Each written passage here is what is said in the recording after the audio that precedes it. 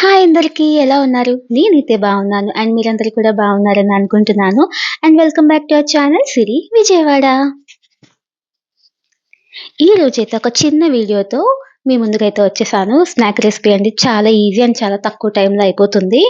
దీనికోసం అయితే ఒక గ్లాస్ శనగపప్పు అయితే తీసుకోవాలి.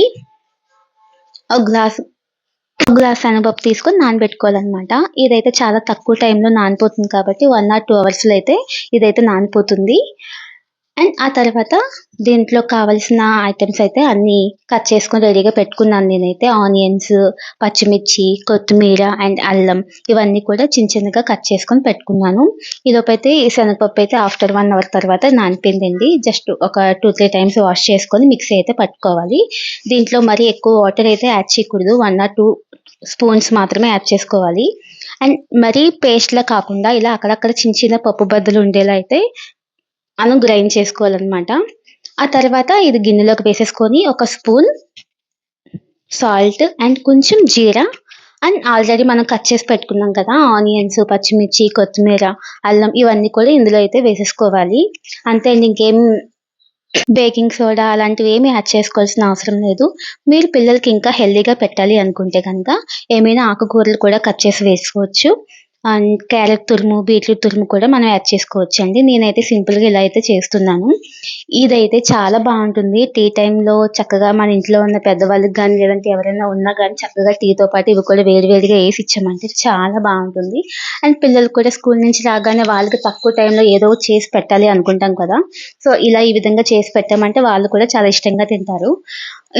పిల్లలైతే కంపల్సరీ టమాటో సాస్ ఏదో ఒకటి సాస్ అయితే కావాలి అనుకుంటారు కదా! సో, చక్కగా సాసులో అయితే పెట్టుకొని చక్కగా తినొచ్చు హ్యాపీగా.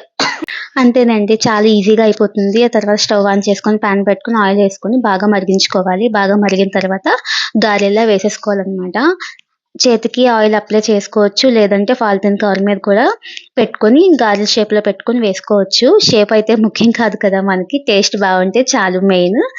ఆహ్, రౌండ్‌గా కూడా వేసుకోవచ్చండి మన ఇష్టం. కానీ చాలా తక్కువ టైంలో అయిపోతుంది. చాలా ఈజీగా అయిపోతుంది.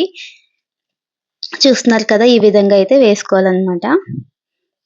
ఈ గారెల్లోకి ఎటువంటి చట్నీలు, పచ్చళ్ళు అవసరం లేదు. వితౌట్ చట్నీ, పచ్చళ్ళు లేకుండా కూడా మనం చక్కగా తినేయొచ్చు. వేడి వేడిగా చాలా బావుంటుంది. మెయిన్ అయితే మేమైతే ఎక్కువ టీ టైమ్‌లో ఆ టైంలో వేడి వేడిగా వేసుకొని తింటూ ఉంటాము. అండ్ గెస్ట్‌లు ఎవరైనా వచ్చినప్పుడు వాళ్ళకి ఏమైనా చేసి పెట్టాలి అనుకున్నప్పుడు ఇదైతే బెస్ట్ ఆప్షన్ అని చెప్పొచ్చు. శనగపప్పు త్వరగా నానాలి అనుకుంటే హాట్ వాటర్ వేసి కూడా నానబెట్టేసుకోవచ్చు. త్వరగా నానిపోతుంది. అప్పటికప్పుడు ఒక హాఫ్ అన్ అవర్‌లో అయితే మనం చక్కగా వేసి వేడిగా పెట్టేయొచ్చనమాట. వాళ్ళు కూడా చాలా ఇష్టంగా తింటారు. అండ్ తక్కువ టైంలో అయిపోతుంది కాబట్టి అందరికీ చాలా యూజ్‌ఫుల్ అనే చెప్పొచ్చు. కొత్తగా నా ఛానల్ ఎవరైనా చూసేవాళ్ళు ఎవరైనా ఉంటే ప్లీజ్ సబ్స్క్రైబ్ చేయడం మాత్రం మర్చిపోవద్దు. పక్కనే ఉన్న బెల్ ఐకాన్ అయితే క్లిక్ చేసేసేయండి. మెయిన్ ఈ గారెల స్పెషాలిటీ ఏంటంటే ఆయిల్ అయితే అస్సలు పీల్చుకోవనమాట. అండ్ మనం కూడా ఇందులో ఎటువంటి బేకింగ్ పౌడర్ గానీ, సోడా పొడి గానీ ఏమీ వేయలేదు. సో, చక్కగా హ్యాపీగా చేసి పెట్టుకోవచ్చు. ఆయిల్ అయితే అస్సలు పీల్చవండి. టేస్ట్ బావుంటుంది. అండ్ ఈజీగా కూడా అయిపోతుంది. Thank you so much.